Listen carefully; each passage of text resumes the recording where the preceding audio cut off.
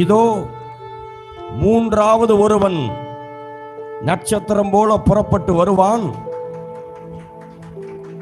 அவன் வந்து சிறிய கட்சிகளை தள்ளி அவன் மதில்களை தாண்டுவது போல தாண்டி ஒரு உயர்ந்த இடத்தை பிடிப்பான். சி ஜோசப் விஜய் எனும் நான்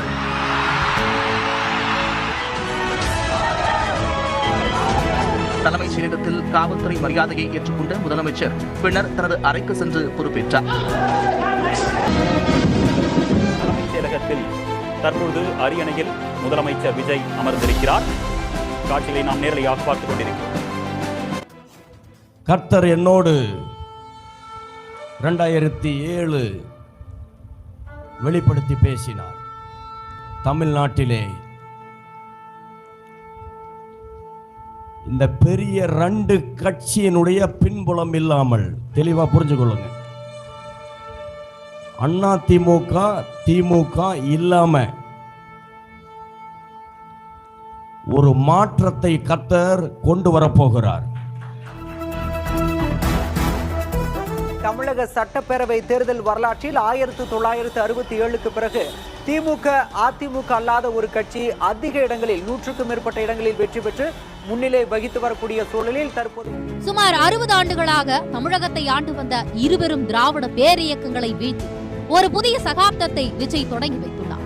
அண்ணா, எம்ஜிஆர், கலைஞர் மற்றும் ஜெயலலிதா ஆகிய மாபெரும் ஆளுமைகளின் வரிசையில் இன்று தமிழகத்தை ஆள வந்திருக்கும் அடுத்த முதலமைச்சராக விஜய் மகுடாபிஷேகம் செய்திருப்பது ஒரு சாதாரண வெற்றி அல்ல. இது ஒரு மாபெரும் அரசியல் நிலநடுக்கம். ஆனாலும் மாற்றம் உடனே வராது. மாற்றத்திற்கான துவக்கம் துவங்கும். This is a new beginning.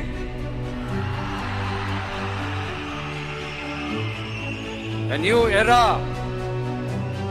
of a real, secular, social justice starts now. இளைஞனாய் இருக்கிற,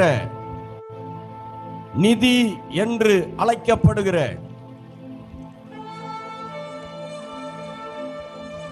அந்த சகோதரன் மேல் ஒரு புதிய அத்தியாயத்தை துவக்குவார்கள். பெரிய மாநாடு நடத்தவும் இளைஞர்களை சேர்க்கவும் அவன் தீவிரமாய் செயல்படுவான். Thank you, Holy Spirit. அந்த கட்சிக்குள் அவனுடைய கை உயர்த்தப்படும். சீனியர்கள் எல்லாவற்றிற்கும் மேலாய் அவன் தன் குடும்பத்தின் அதிகாரத்தின் நிமித்தம் தன்னை மேலே உயர்த்திக் கொள்வான்.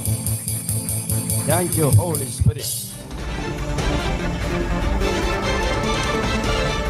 முதல்வர் விஜய், எதிர்க்கட்சி தலைவர் உதயநிதி, தொடங்கி இருக்கிறது அடுத்த தலைமுறை அரசியல்.